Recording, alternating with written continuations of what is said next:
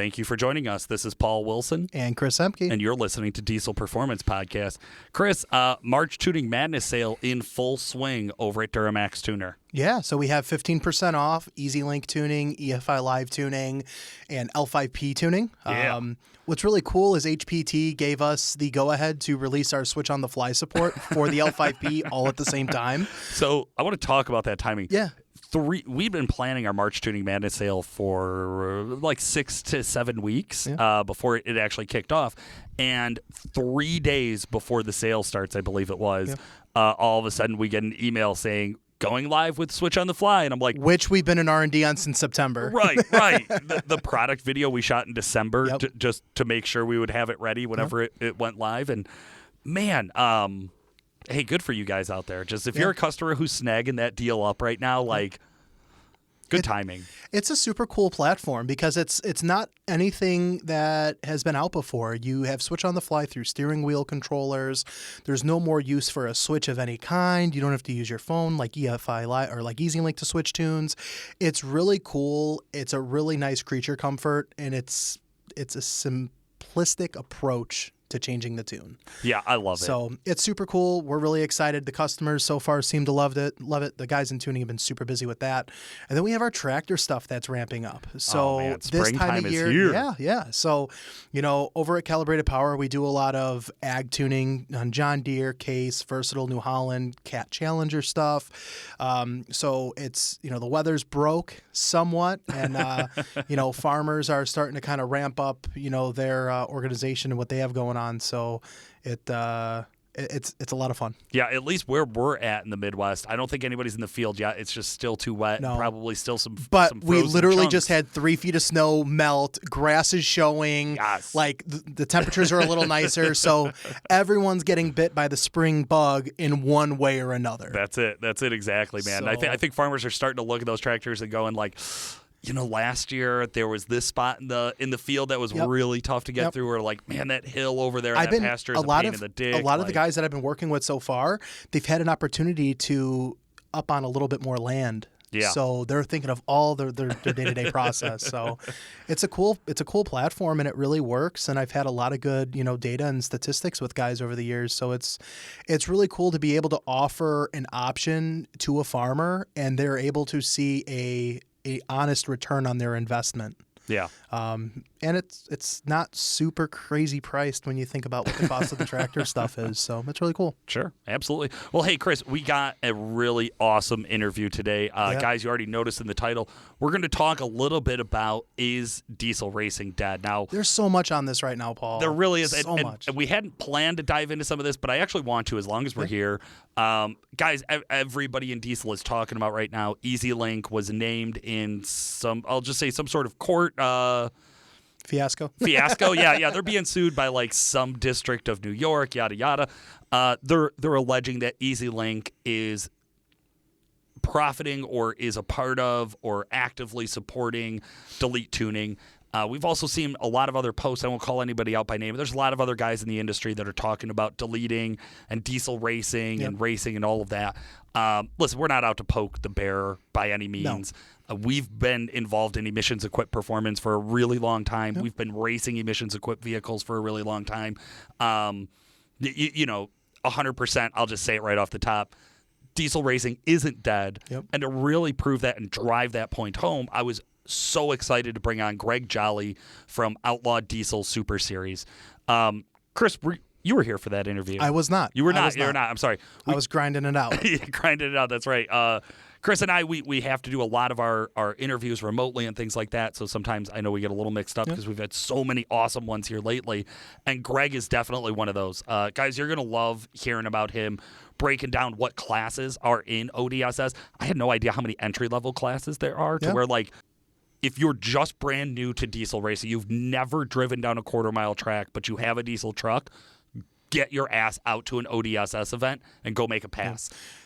The one thing I want to bring up with this whole diesel racing thing and everything that's going on, there is a difference between a race vehicle that is being used for race application and using a vehicle and modified a certain way on public roads that's illegally modified. Okay, does that make sense? Yeah. Yeah, sure, man. I'm dying to hear where you go with this. I don't want to go anywhere with this other than a lot of the things that I'm reading about online of, tuning is dead, racing is dead, all of these different, things.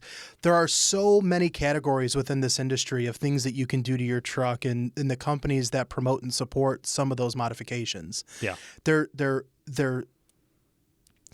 They are putting one part of the industry that has a negative outlook and making it the entire industry, which is simply not the case. Yeah, and there's a lot of it going on, right? It's no one person in particular. No.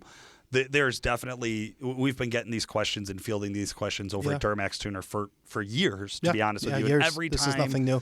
there's another lawsuit or there's another EPA violation announced or whatever, there's always a lot of knee-jerk reactions. There's a lot of people who go out and post like, oh, it's all over, that's it, shut it all down, if I got give $1 up now. Every couple of years, there's these posts. That's what it is. So it's just, again, when you asked where I was going with that, it wasn't like, I'm sitting here like, ruling out, oh, don't do this or do that. But it's just, there are things that are supported in the diesel industry that are just really never going to go away. Okay. So we know that. At the same time, there are these flare-ups that occur, and everyone, for some reason, ends up having a negative outlook that is not necessarily the case either. Yeah, man. And listen, like if you're not big into the race scene, you're not all over social media, we're talking about deleting emissions equipment. That's like the big argument that's going on. That's why they're going after EasyLink and some of these other companies. It's all about, did you or did you not delete emissions equipment? And then some of those people's responses have been, what about racing? It's listen, if you care about this, it's really, really easy to go find people talking about it in public. We're going to try to avoid, like I said, we don't want to get into any specifics. I will not be giving anybody advice about what does or does not constitute a race truck or any other legal concepts. That's not, nobody wants to hear Paul, be that my from legal me. counsel. Done. You heard it here. That's a verbal contract. I am now Chris's lawyer.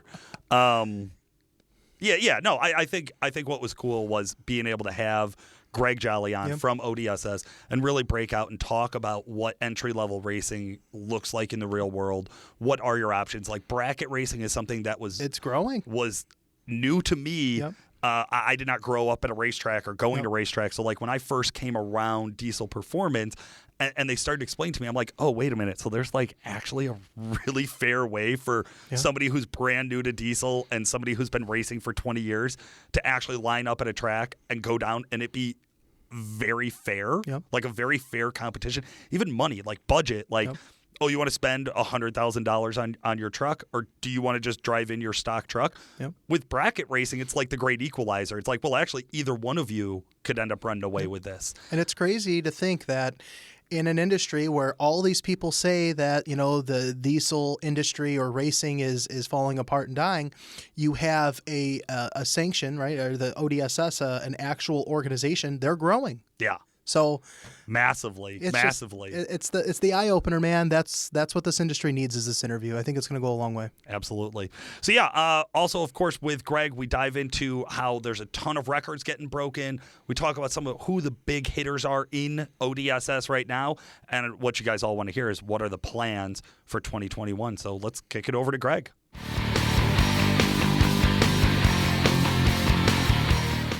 Gregg Jolly from ODSS. How the hell are you? We're doing great, man. Just hanging in there on a Thursday. You said it. Now, Gregg, I know we're going to get to talk about so much really cool high-end diesel performance. And guys, don't worry. We're going to get into some entry-level diesel racing as well. But first, I just wanted to start out and hear a little bit about how you got your start in diesel performance. Sure. So my background primarily, growing up was all in, gas world, high performance, drag racing, circle track racing, hanging out at the track every weekend. And then roughly about 5 years ago, I accepted a position to work at Scheid Diesel in Terre Haute, Indiana. And part of that, Dan Scheid and a group of guys had the ODSS going. And the current person that was running the series at that time decided to move on from the position, and I was asked to kind of fill the role, and I jumped in both feet and just tried to fill in the best I can.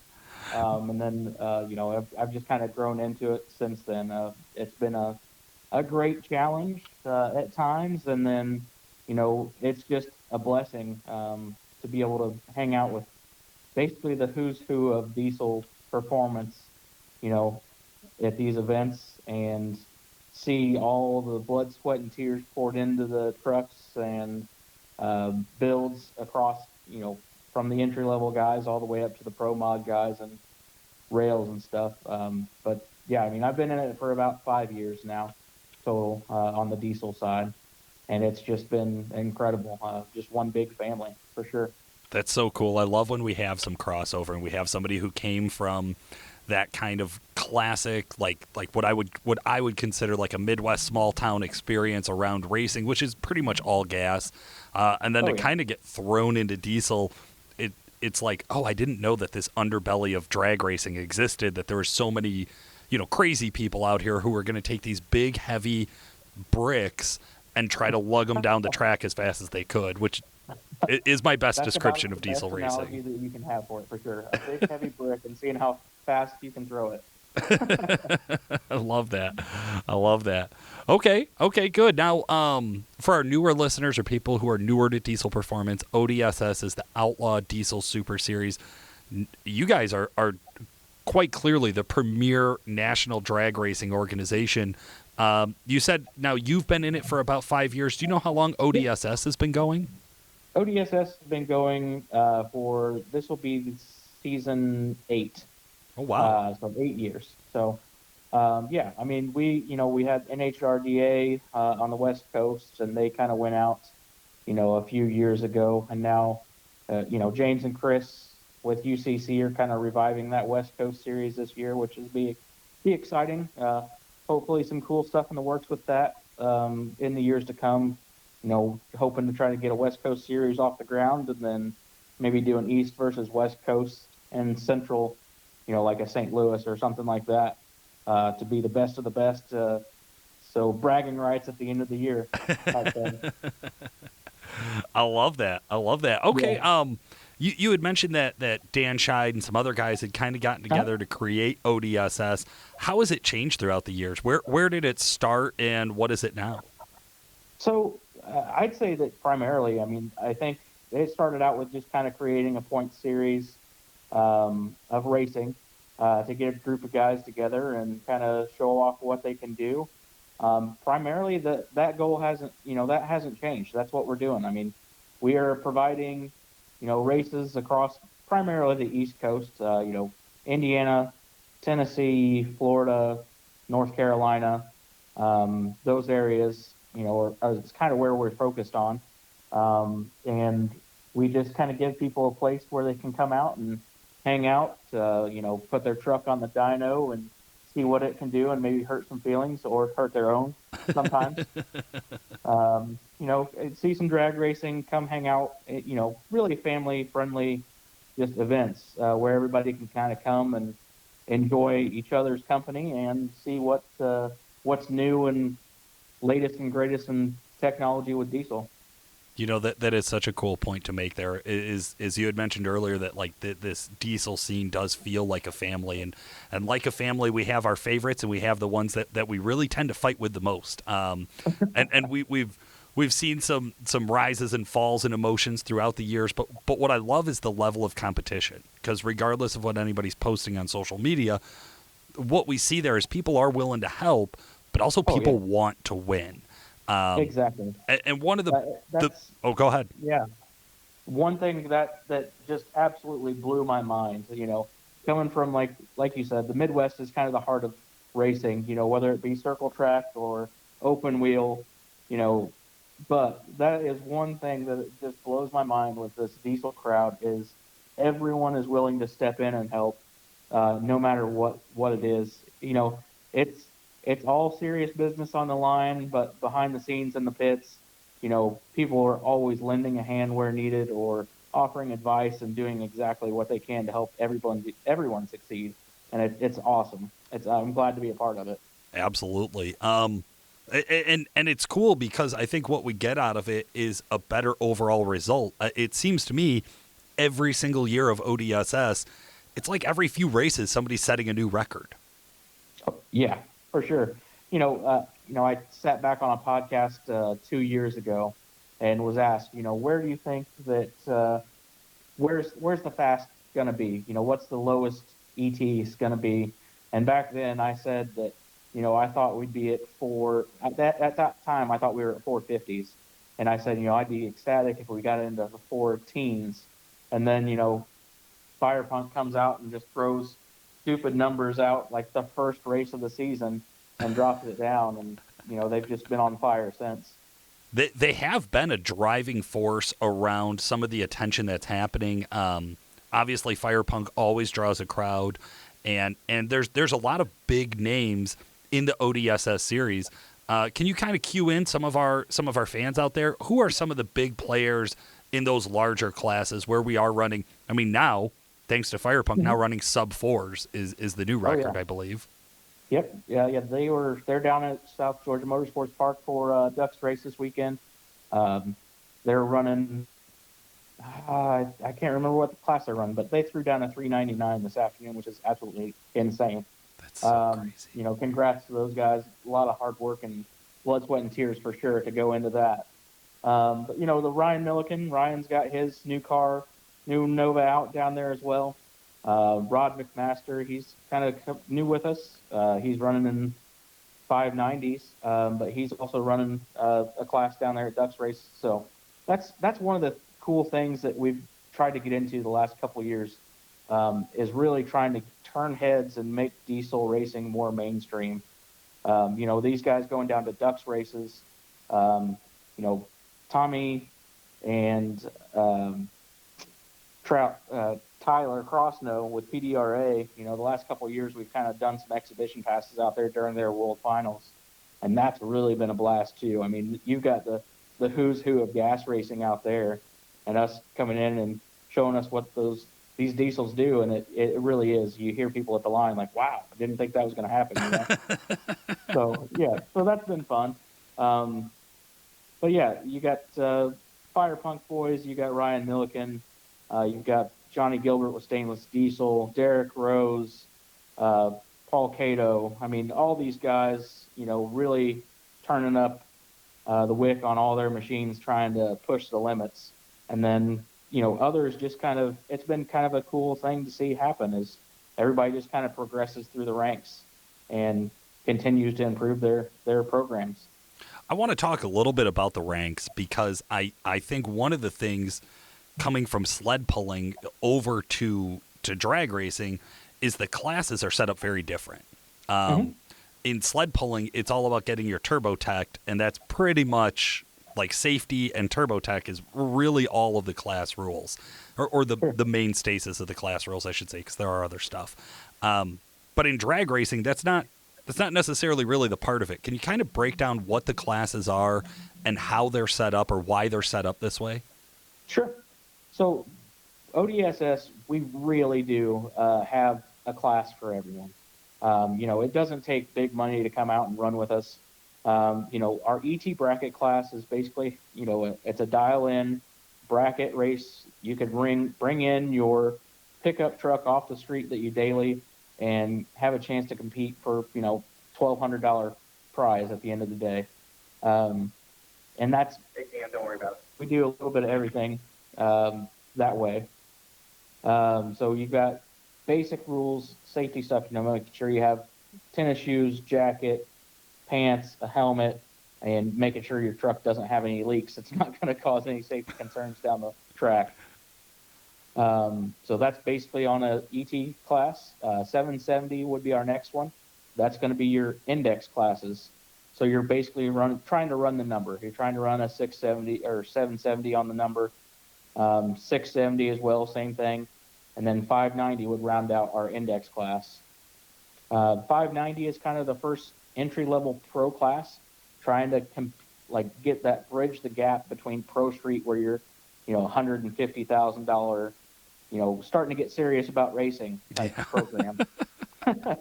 So we wanted to create something that was a little less or a little more cost-effective for somebody getting into it to see if it's something they want to continue to push for. Sure. And that's been a big class for us. Well, and real quick here, burn out. I just want to jump in and kind of break down what an index class is or a bracket class, right? So a bracket class, I could go out with a school bus, or I could go out with a pro mod, so a full out 2,000 horsepower truck. Doesn't matter. Yeah. I'm not actually racing the guy next to me necessarily. What I'm doing is I'm saying I go in at the beginning and I give them a number. Say I'm going to run whatever, a 10-second quarter mile. Or you guys do you guys do all eighth mile runs? Yeah.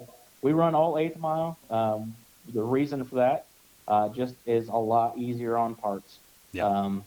A lot easier on the vehicles, and we've seen a lot less breakage in the last couple of years since switching to 8th mile. Yeah. I'd also imagine you have a little bit less of a safety concern because the top speed in an 8th mile compared to top speed in a quarter mile, a lot different shit can go wrong. A lot. Yes. So bracket class, I go in at the beginning. I say, hey, I'm in a fast truck. I'm going to run a 10. The guy next to me says, hey, I'm just in a stock truck. I'm going to run a 14.5. Yep. He gets to leave 4.5 seconds before me, and then we run each other down at the end of the track and see who's going to go through. If you've ever wanted to know how long 4 seconds feels while you're sitting in and driving, at the starting line, it feels like an eternity. It totally does, because they get a green light, so you're sitting in the tree next to them, and the natural feeling is when the light goes green, we both go. But that bracket racing works the opposite. You're not racing necessarily off the line. You're really racing at the end of the track. That's where you're going to see the head-to-head. So it's kind of a cool flip on things to where, like you said, it makes it so anybody could show up and race.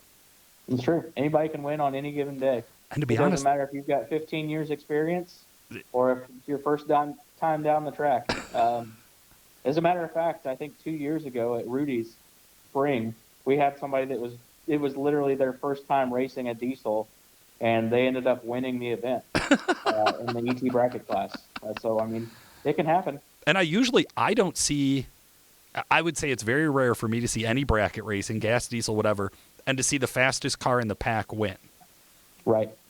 Because the fastest car in the pack is probably running at the raggedy edge, and having that consistency of running that exact same ET every single time gets very tough. Right. But like if you got like an old 7.3 with an auto, if your name's Ryan Riddle, somehow you click off 770s in your sleep.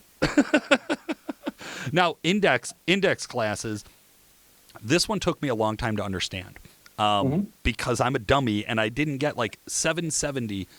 So again, my truck could be the fastest truck there. I could be capable of running a 590, but I could choose to enter that 770 class and try to dial in my foot, dial in my launch, dial in the horsepower, dial in how much to pedal at the end of the track, because I want to run exactly 770. Because if I go 769, that's called breaking out or busting out. I've gone too fast. I no longer qualify. To the bottom of the pile. That's it.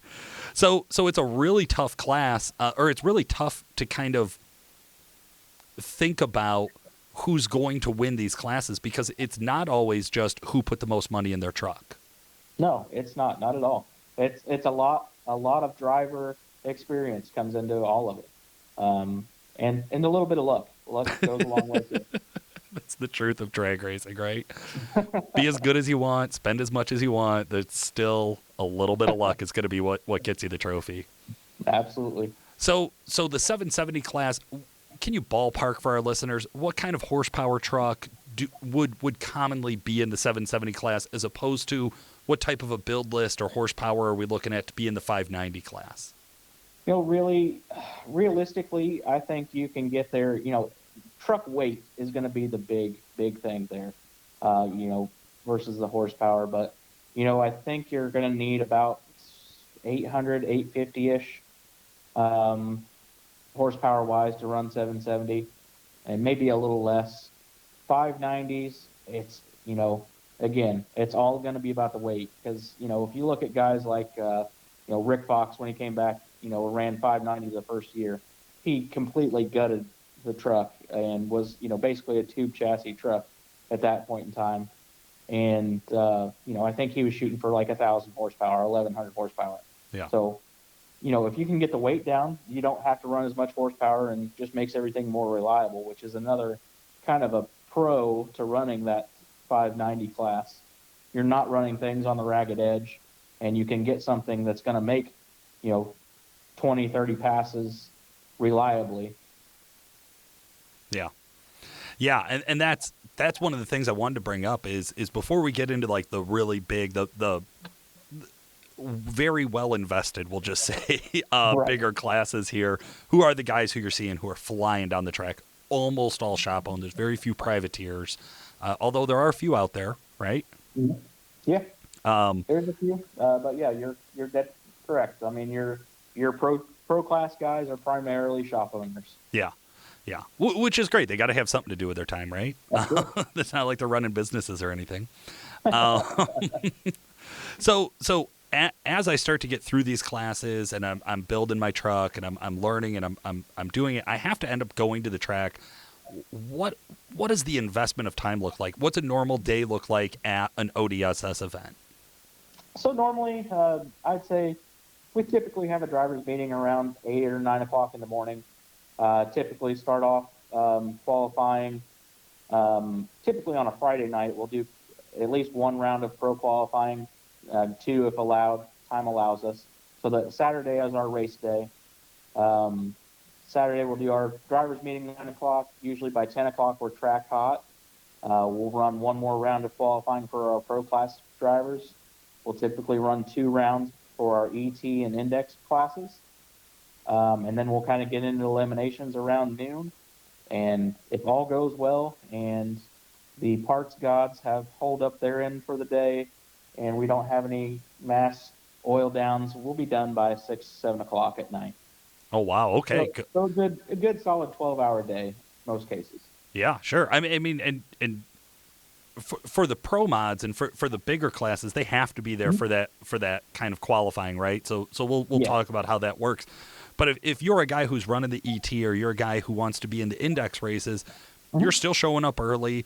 You're hanging around. Hey, your races might end, but if you're into racing, you're gonna want to stick around till the end of the show. Oh yeah, there's all kinds of things. Well, one, they're there in the morning and you're running your rounds. If you go out, there's still so much stuff to do to check out in the pits and pick some of these guys' brains that you may have seen online or seen their companies and talk to them about their products, or visit our vendor row with we have more than 20. I think we got 25 different sponsors that will be with us this year, and they'll be traveling around to each event on the circuit. So you have plenty of market support there for all of the stuff between like we said, your daily drivers all the way up to those pro mod and dragsters and everything like that. So plenty of stuff to do on site the whole time you're there. How many events do you guys have planned? What does this season look like for you? So this season, we will have a total of 7 events on schedule. So we had 8 to start out the beginning of the year. We had some scheduling conflicts with our Fire Punk race that was scheduled for June, and we've kind of worked with James and Chris to combine events with UCC. So that's going to be huge for those guys, as well as us, getting just more mainstream audience looking at it. I think that's kind of one of the things that UCC has brought to the table. It's got your normal everyday guys' eyes looking on it, whereas with us, it was primarily just people that are interested in drag racing. Yeah, I'm so excited for this. So this is really big news. We just saw the announcement on this last week on Facebook. The Fire Punk ODSS event that's been going on for a while is now being moved to actually hosted at UCC. So it's going to be UCC and there's going to be an ODSS event. We've had some ODSS racers there to do some exhibition runs in the last year, 2 years, something like that. Last couple times. Yeah. And it's really cool to see because some of these guys compete at both, right? Like a lot of the guys you mentioned about the biggest names in diesel, well, they're ODSS pro mod or pro street racers, and they also go to UCC. So I think it's going to be a really interesting kind of snapshot this year where even more people are going to get compete. And if you're a fan and you're going to watch, or if you're listening to the show, you're going to get to hear or see even more activity and even more action at UCC, which I know I'm excited for. Yeah, I am too. It's going to be awesome. This is one of those too where I think with 7 events, it doesn't sound like a ton for a full year schedule, but then you look at the amount of time that you guys cover. It's like over 7 or 8 months, isn't it? You guys are doing like one event a month. Yeah, exactly. It is. It's, we start in April. The last week in April, we'll be at Piedmont Dragway for Rudy's for our spring opener. And then you're exactly right. We're May, June, July, August, September, and we finish out in October at Rudy's again. Oh my goodness, what a blast. Okay, I want to circle back to these bigger classes that I kind of put a pause on there for us. Once I get past that 590 index, what's the next one that I step up to? Next step up from that 590 is where you're really going to jump in and you're going to be invested. There's no looking back. So this point in time, I think you're realistically, if to be competitive, you're going to be talking about easily a 200,000 plus investment in these vehicles. All the technology, the engine programs that they've got out there, with Drew, with Wagler, and Scheid, all those guys creating these billet blocks. That's where you're getting all your lightweight power and just pushing everything to the limits. And that's exactly kind of what you're getting into once you start in your pro street. You're throwing everything you can at it to go as fast as you can. and it is wild to see these trucks run down the track. When you're at the pro street races and they get into those runs, it is flying.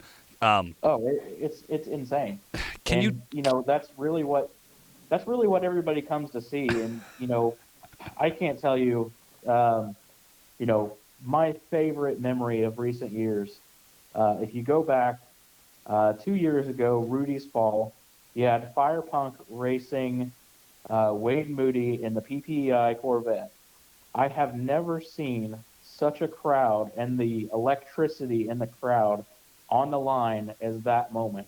And just watching those two go head to head was probably my favorite memory in recent racing years. Just feeling the crowd and the energy around everybody. It was exciting. Absolutely, man. What a great race too.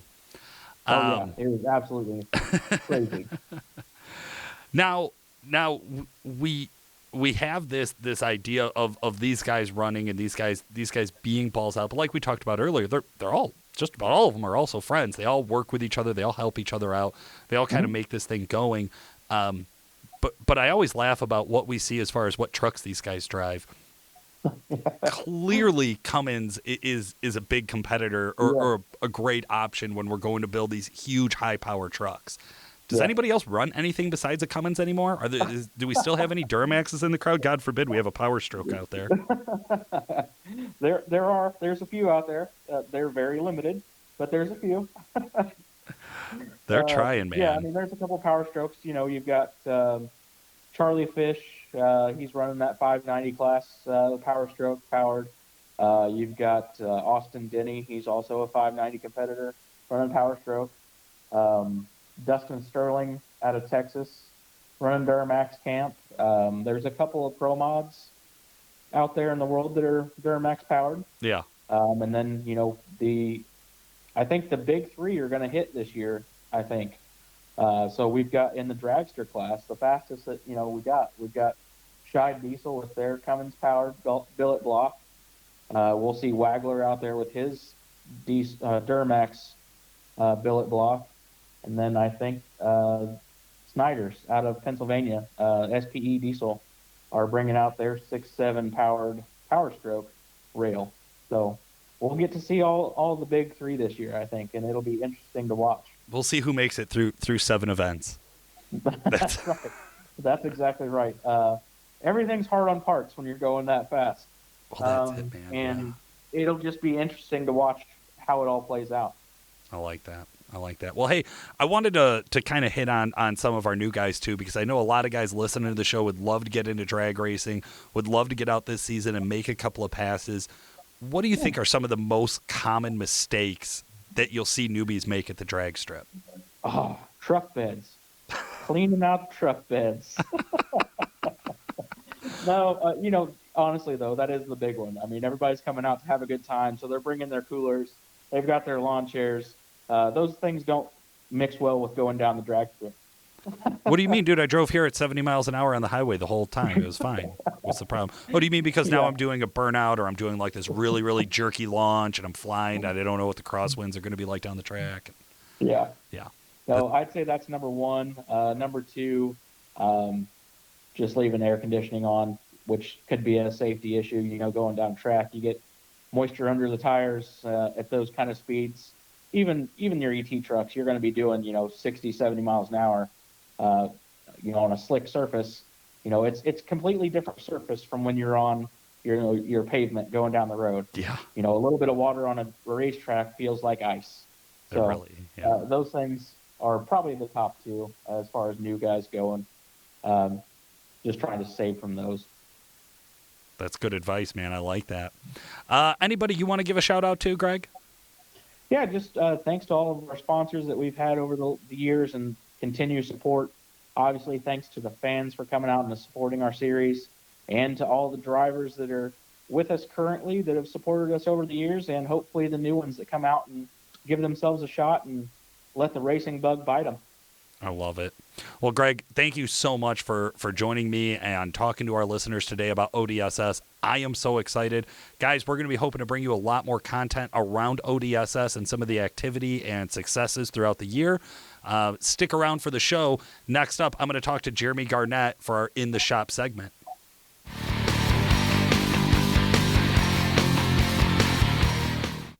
Jeremy Garnett, how the hell are you? I'm good. How are you? I'm doing great, man. Thank you so much for joining us. Jeremy, of course, our super tech here at Duramax Tuner, Calibrated Power. You get to work on a lot. You work on all the trucks hands-on right now because you're the main tech. You're I'm the only full-time tech right now. But I do hear some rumors of some help coming into the shop. That's what I'm hearing, too. So. We'll see. We'll see. I think you got it. I think you could do it all. Yeah, stay pretty busy. Now, Jeremy, you've had another couple of days here to kind of take a look at some of the different jobs that you've had coming across your lifts. What are we talking about today? This week I got to do 06 LBZ, put a trans in a couple of trans lines, and got to do that because the converter failed. That's like such a classic Duramax tuner job. Yeah. I just feel like I can't remember the last week that we didn't have at least one Allison trans job going in. Now, did we do like a DT 550 or DT 750 in this build upgrade? here, the guy wanted to do a 750 with an X converter. Nice. So it was just a mild build. The guy has a little bit more plans down the road with the truck to add a little bit more power, so he wanted to have a 750 trans now. Did you run into any problems? Anything that was unique about this job? Yeah, and, this one here, just the cooler was so filled with debris. I had to flush the cooler for almost 5 hours. Flush the cooler for 5 hours. Yeah, it was an hour each way. And so an hour one way, check the screen full of debris, flush it again. And it was 5 hours total before I actually got clean fluid and no debris in the filter. Oh my God. How many miles were on this thing? 335,000. Oh, and this was the first flush, it looks Yeah, like. it had to have been. Yeah, 335 on the clock. How often should our Allison owners be looking at getting a hot flush done on the trans? Should that be a part of their regular maintenance? No, you know what? We don't really recommend it as a maintenance, but filters definitely, because you just got to replace your filters in your maintenance. Hot flush you have to do when you replace the trans. Yeah. I mean, we see transes come back all the time because people don't flush their coolers. Right. And we could tell right away. I mean, the trans comes back and they're like, oh, my brand new trans failed. Well, we could tell that, hey, you didn't flush your cooler, dude. Yeah. So yeah, that's such a crucial one because you have a failed trans, so you've clearly put debris through the system. That debris didn't just magically only stay in the fluid; it gets stuck in the cooler. Yeah. And if you don't change your filters regularly, you are going to run into having, like you're talking about, 330,000 miles of packed cooler debris that's just naturally wearing. You got to remember, this is clutch-on-clutch material. So there is just natural wear and a certain amount of debris that over time is just going to be in the system. Yeah. And then in this guy's case, everybody knows. Well, I don't know if everybody knows, but LBZ owners in particular, well, those converters aren't prone to fail. Yeah. So, I mean, that's what really fails on an LBZ trans. Yeah. The first gen 6-speed, So this one here actually had little pieces and chunks of metal. Oh, wow. So the first couple of times flushing it, there was actually little chunks of metal in it. Oh, man. So, I mean, hey, yeah, I blew the lines out, blah, blah, blah.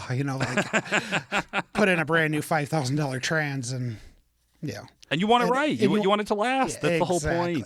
Yeah, the whole point. That's why you also make sure you do a fluid change 1,000 miles after you install a new transmission, and make sure you throw new filters on it 1,000 miles after you install it. Even after the hot flush, you just want to make sure you have nothing in the system that should not be there. Exactly. Yep. Absolutely. What a cool job. I think that is one of those, like I said, it's a staple, but it's never one that I hear you guys complain about. We do so many. It's like, putting on your underwear in the morning. What's our pro tip for all the guys out there who are going to be doing an Allison trans, a swap or build or R&R? On this one here, actually sometimes using a different tool, like doing trans lines on this truck using a Ecotech socket for the trans lines works perfect. That's a pro tip. So really? Yeah. Okay. Yeah, because it's a short socket that you can't get it into the bottom of the radiator to get to the fitting. Right. Use an Ecotech socket. Nice. Good pro tip. So awesome. Well, Jeremy, we are going to have you back next week, and we'll have more pro tips coming from our super tech, Jeremy Garnett. Guys, stick around. Of course, we have our new format on the knowledge base segment coming up next. The XDP Extra Cool High Performance Coolant Additive enhances the performance of the cooling system in your vehicle. This coolant additive has been specially formulated to maximize the thermal transfer properties of your engine coolant to lower your temperatures. Not only does the Extra Cool additive reduce engine coolant temps, the premium additives in this formula prevent buildup and corrosion to extend the life of your cooling system and cooling system components. XDP Extra Cool Coolant Additive is safe for use in all cooling systems and is compatible with all types of coolant. To find out more about the XDP Extra Cool High Performance Coolant Additive, check out xdp.com or find a local dealer near you. Worley Custom Fabrication is known for their world-class powder coating, S300, S400, traction bars, and all sorts of other just really, really cool parts for your Duramax, Cummins, and I think even a few Power Stroke parts here and there. Today, we're going to be talking about the 2020 GMC 2500 and 3500 Fender Flare Billet Marker Light Delete Kit. These brand new L5Ps have the marker lights, and a lot of guys don't like them. Just flat out, just a lot of guys are not into that look. What they would prefer to have is a color-matched billet piece right there to delete that light kit and have it just look a little bit cleaner on the truck, a little bit less flashy. So it's kind of a really cool understated exterior piece. And I think it's one of those that it's pretty easy to scan over, but once you see it, you're like, oh, I get it and I love it. So these will help you clean up the look of your 2020 GMC Sierra or Denali HD truck by replacing the amber Fender Flare marker lights with these CAD designed, CNC machined, billet aluminum marker light delete plates from WC Fab. Available with machined WC Fab logo or without, in raw aluminum, or of course, what you're all going to choose, paint matching of fine texture or fine texture black powder coat to blend into the OEM black plastic Fender Flare trim. It installs very, very easily. It's a couple of simple hand tools, comes with everything that you guys are going to need to install it. If you are thinking about it, or if you have one and you'd like to clean up the look a little bit, no problem at all. Jump over to wcfab.com and you'll be able to find that part right away. The other sponsor I wanted to talk about today is Exergy Performance. With their background in OE development and manufacturing, Exergy Performance brings a unique perspective to the high performance world. They know what features and specifications need to be to ensure proper function. They know how to produce them, and they know how to verify that they're correct.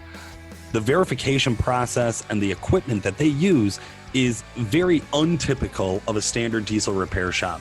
It actually allows them to look at many more system performance characteristics beyond just the average fuel output, which is how most shops will just test it.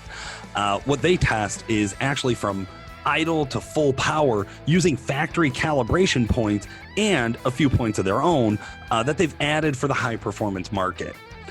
They can fully map a set of injectors and have done so for, I don't know, a countless number of people out there. The guys who are running at the very top of the industry are running Exergy. The guys who are running their normal street truck are running Exergy. Every one of our employees who has a modified set of injectors is running Exergy. There's a reason that we use them time and time again. If you guys are looking for more, you can check out Exergy's website, but you're probably best off giving a call over to DuramaxTuner.com, giving a call over to WC Fab, giving a call over to any of their distributors who are out there. Also, if you need technical assistance and you've bought from a distributor, I believe you could still reach out to Exergy if you need to. Gregg, Jolly guys, you definitely should jump over to the ODSS Facebook page and Instagram channels and check that stuff out. And then, of course, Jeremy Garnett, our super tech. Chris, have you been paying attention to some of these super tech awesome tips, these pro tips that he's got on each segment? I take it for granted because I get to talk to him on a bi-daily, basis. So, having him on air and talking about some of the things that he deals with, they're useful tips. He's a very skilled mechanic in the trade, so there's a lot you could take from him. Absolutely, man. Yeah, guys, if you want to follow more tips from Jeremy Garnett, you can actually check him out on Instagram. Jeremy Garnett's got an Instagram handle, so go and check that stuff out over there. He does actually post a lot of mostly work pictures. Shop, It's mostly like, here's my day at the shop. So I always thought that was really cool. Chris, I have been working all year on trying to make a knowledge base segment of the show. Yeah, it's a been super place knowledgeable. of the show where we could actually exchange like real hard, practical, easy to use information about diesel performance or troubleshooting or whatever. Listening back to some of the episodes, I think Sean Lynn did a phenomenal job. Huge shout out to Sean Lynn. I don't think I gave him the best material possible to make him really exciting. Because if you were to meet Sean, he has a lot more to say than just reading a knowledge base article. How come I feel like you're putting something in my lap here? Well, Chris, because this week I'm going to run you as the test dummy on a new format for this segment. All right. I hope to pull in our customer service team to kind of help us out with this in the future, but we are going to test your customer service skills. Okay, let's go. All right. So I'm going to lay out a question.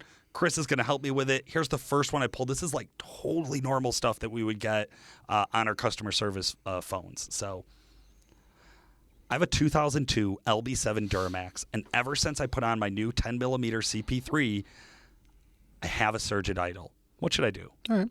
First thing I would ask is, even though you just put the pump on the truck and it's having a surge, I would ask what lift pump you have, and I would still want to verify what the lift pump pressure is for a peace of mind. Okay. I also put on a Fast 165 at the same time. It was brand new out of the box. I put it on. Okay.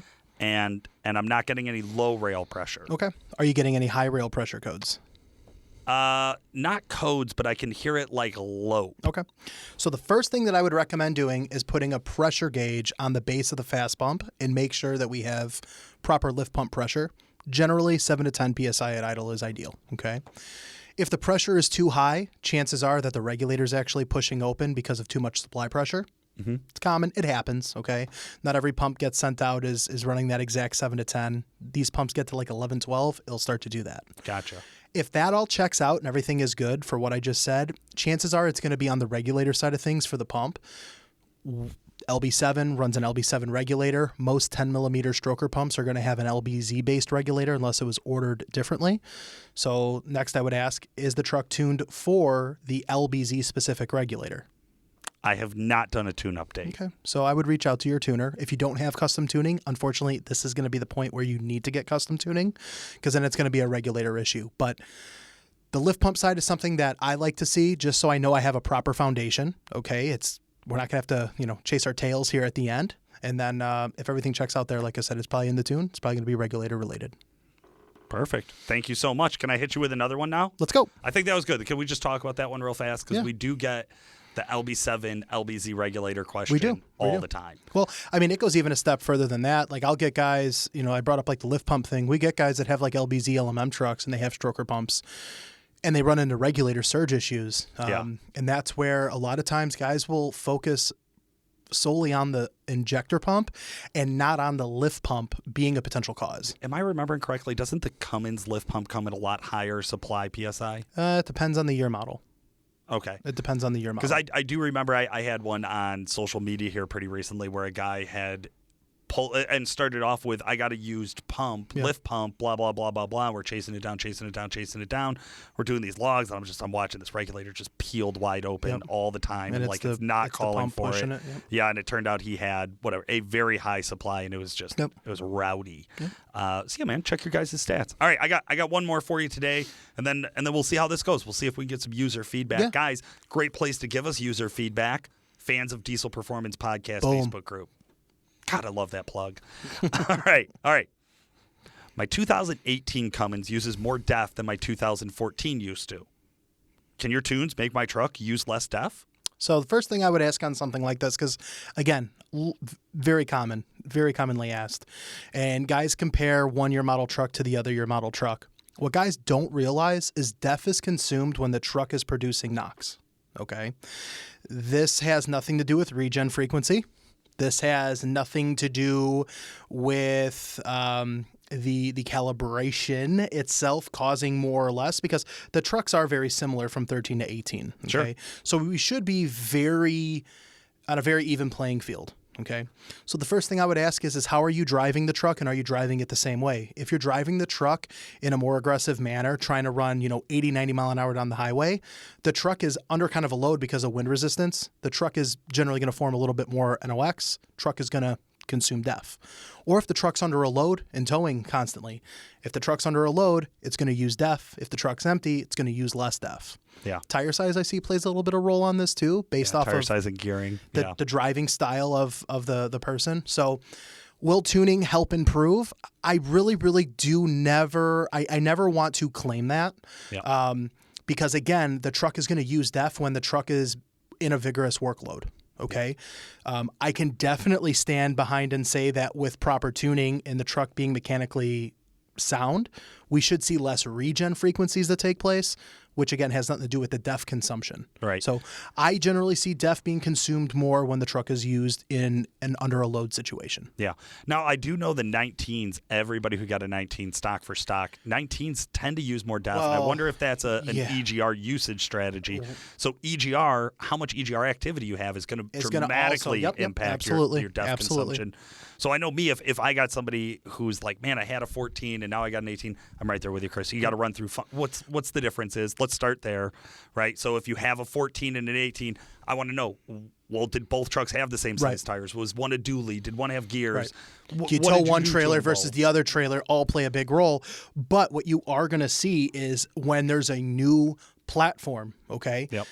LML versus L5P, there is definitely a difference. We see the L5P consume more than the LMLs on average. Right. Same thing with the Cummins. You see more of the 21 through 19 trucks, 19 through 21 rather, utilizing more than we do in the 13 to 18 year models. That's right. And I also notice it tends to follow when there's an EGR update involved. So as we've changed the EGRs got really big there for a while, and then like coolers all started to fail, and then EGRs got small, and then EGR placement moved on all of the motors, and there's always these little tweaks going on. And as you play with that, and as you play with your calibration about how much EGR versus how much DEF should we use, because they're both used as a tool to combat NOx, right? So if we have cooler piston temperatures, we're going to have less NOx. So that's why we use EGR.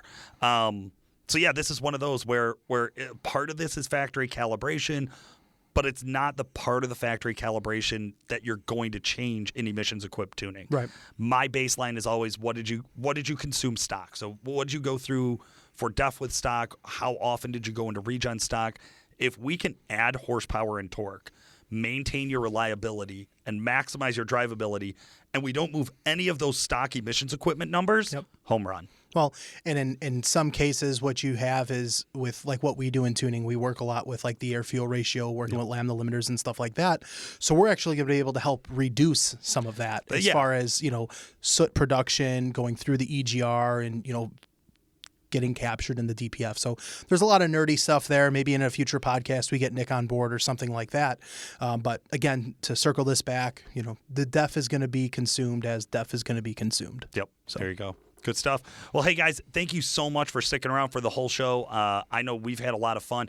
We got some killer episodes coming up. There's a lot that we have in the pipeline. Like, we were talking about this off mic in our podcast meeting on Tuesdays.